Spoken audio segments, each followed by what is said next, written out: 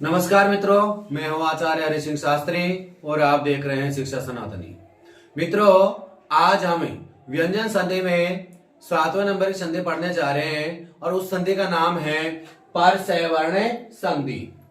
परसवर्ण संधि में ये सूत्र है अनुस्वारस्य है यही परसवर्ण है। अनुस्वारस्य यही परसवर्ण है, यानी कि पूर्व पद में अनुस्वार हो। क्या हो? पूर्व पद में अनुस्वार हो, उसके बाद क्या होना चाहिए? ये क्या है?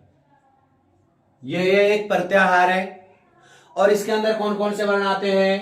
पहला, दूसरा, तीसरा, चौथा, और उसके बाद में य, व, र और ल, यानी कि वर्ग का पहला वर्ण, द्वितीय वर्ण, तृतीय वर्ण और चतुर्थ वर्ण, यानी कि से है, यानी उसमें वर्णों को छोड़ करके, क्यों? किसको छोड़ करके? श, से और से है। ये क्या है? उसमें वर्ण। ये क्या है? उसमें वर्ण। इनको छोड़ करके बाकी के सब व्यंजन कौन कौन से हैं?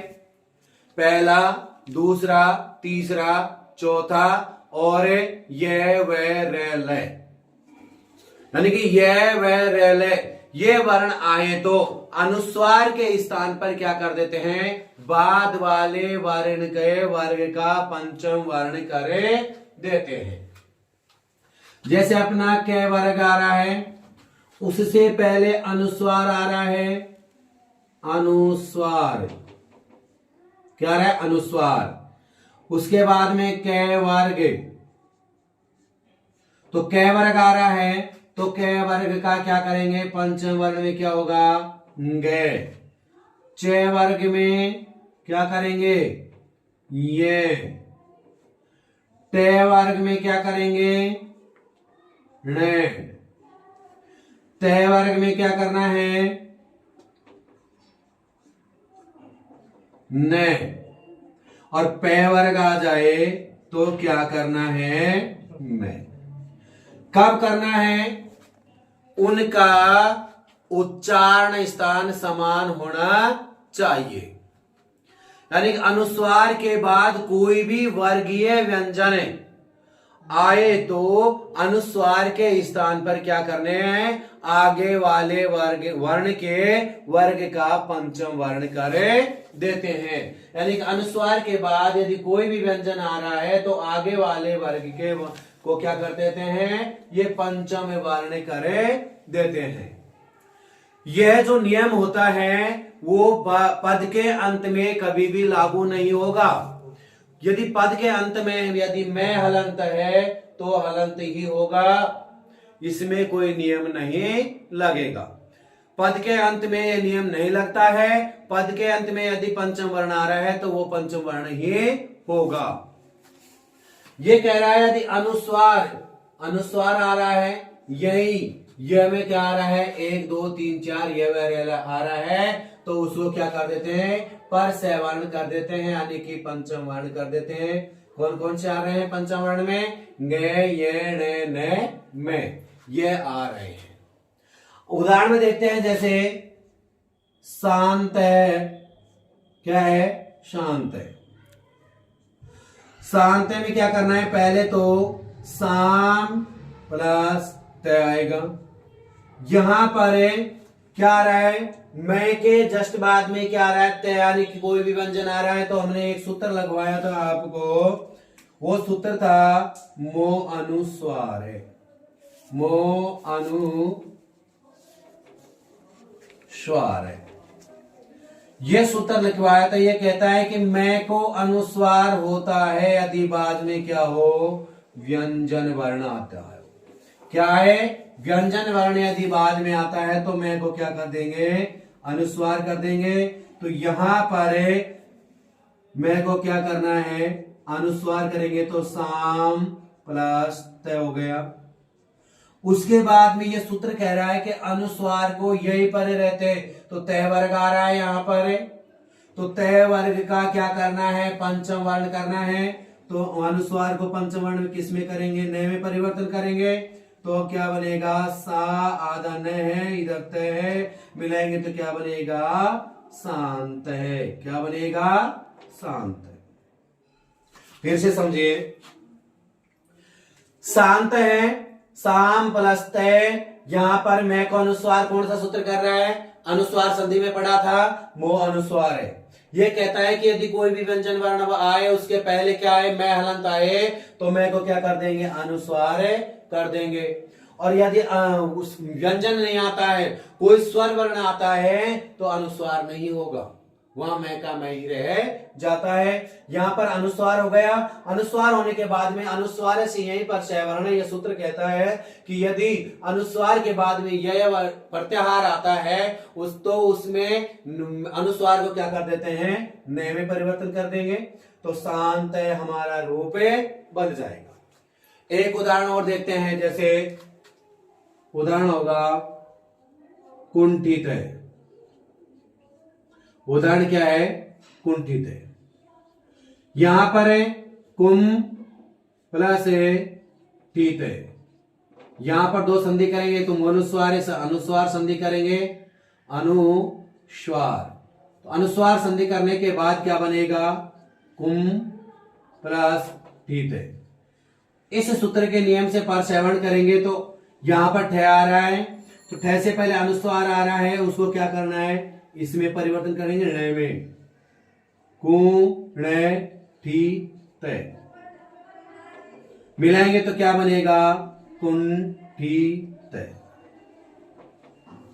ये हमारा रूप बन जाता है। यहां पर है, यदि अनुस्वार करते हैं, डायरेक्ट ये करते हैं भाई, अनुस्वार सीए पर सवर्ण लगा रहे हैं, तो यहां से संधि विच्छेद करेंगे तो परसवर्ण संधि होगी, और यदि कुम प्लस ठी से करेंगे तो अनुस्वार संधि हो जाएगी। अगला उदाहरण है संकल्प। यहां पर है संकल्प,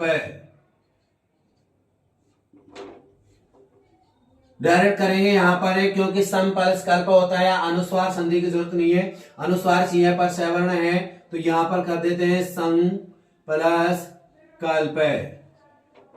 या सूत्र के नियम से करेंगे तो क्या करें, अनुस्वार को अंगे करना है, क्योंकि पंचवर्ण आ रहा है, कै का पंचवर्ण क्या करना है, अनुस्वार को अंगे करना है, संग फिर है कल्प, और मिलाकर लिखेंगे तो क्या बनेगा, संकल्प। ठीक है। उसके बाद में अगला उदाहरण है, संचय। सन गने चय,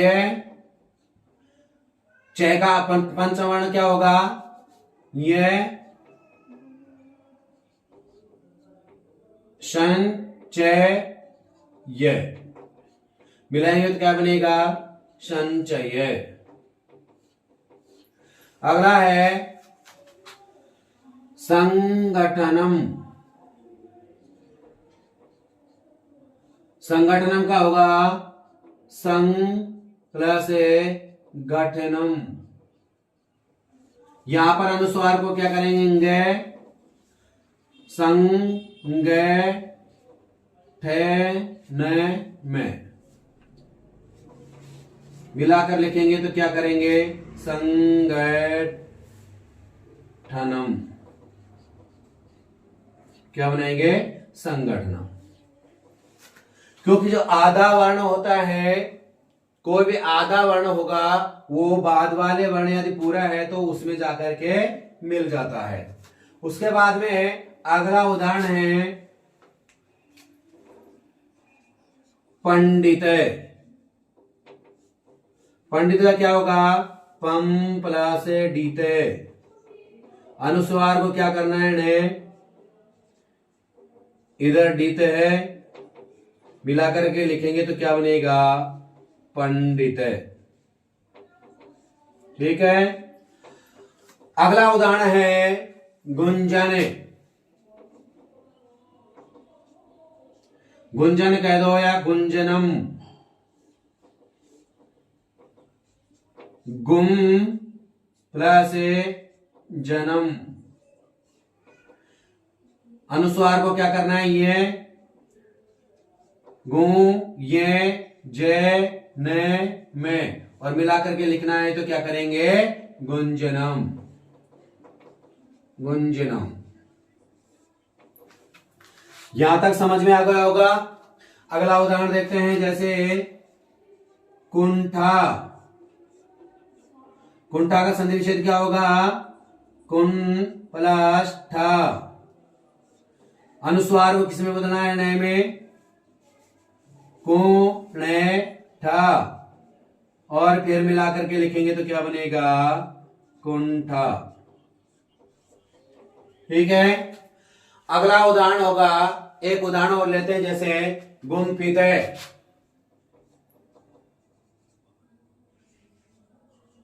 गुम्फित उदाहरण है गुम प्लस फित।